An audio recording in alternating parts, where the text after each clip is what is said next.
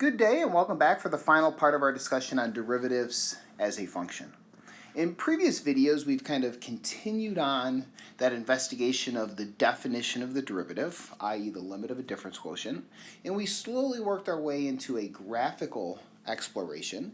And in our previous video, we finished by discussing what it would take for a function to not be differentiable at a point. And our conclusion was that a function can fail to be differentiable at a point in one of two ways.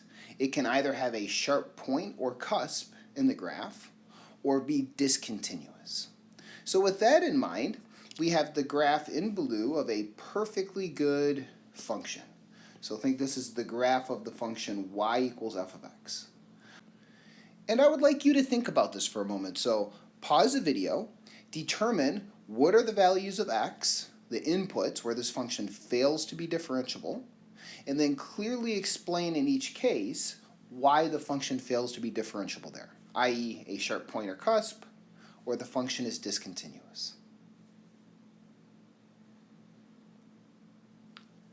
Okay, so hopefully you've paused the video and you've thought about this for a few minutes. And how many spots are there where this function is not differentiable? And hopefully you're saying 2. There's what happens at 1, where you have a sharp point or cusp in the graph of our function, and then there's what happens here at 0, where you have a jump discontinuity. So our conclusion here is that f is not differentiable at 2 different points. So there would be x equals 0 and x equals 1. And we don't need a long, elaborate explanation to go with this. We can just keep it nice and simple. But we do need an explanation. So it's not continuous at 0, or excuse me, not differentiable at 0, because it's not continuous. And the function f is not differentiable at x equals 1, because there's a sharp point in the graph at x equals 1.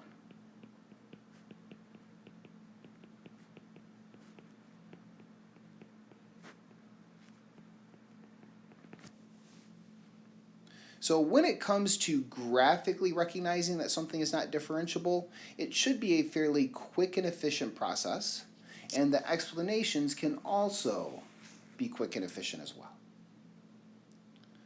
So moving on to kind of one final topic for this section, what you may have noticed is as we are talking about calculating the derivative of a function, when you calculate f prime, and recall how we define f prime, it is the limit as h approaches 0 of f of x plus h minus f of x over h. And an observation that we can make is that f prime is a function. So it makes perfect, reasonable sense to calculate the derivative of the function f prime. And if we were to calculate the derivative of the function f prime, this is what we refer to as being f double prime. So we would say f double prime x is the derivative of the first derivative. So we have f prime x, and we are calculating its derivative. So in terms of the definition we've been dealing with, this would be the limit as h approaches 0, and now the function we're dealing with is f prime. So once you find the first derivative, you have a function. You can differentiate that again to find the second derivative. And guess what? If you wanted to, this is a process that you can continue on indefinitely. Now, I don't want to go through and use the definition of the derivative. That's something that we've done quite extensively in our last 2 sections, and we're going to be transitioning into more of what we refer to as our shortcut formulas. So for now, I'm just going to tell you what the derivatives are, but after you watch the next video, if you were to come back and think about this, you would very quickly and efficiently, almost effortlessly, I hope, calculate out these derivatives. So if you were to use the definition of the derivative and do all of the work correctly, you would end up with 3x squared minus 1 for f prime, and you would end up with f double prime as being 6x. And let me also just kind of finish with a little bit of motivation as well. When it came to the derivative, we were interested in it almost purely because of the interpretations. It represents an instantaneous rate of change. It's the slope of a tangent line at a point. Now, higher order derivatives also have various different interpretations or applications.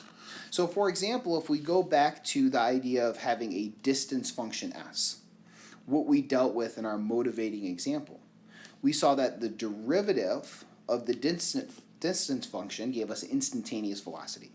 So we'll just say s prime represents velocity.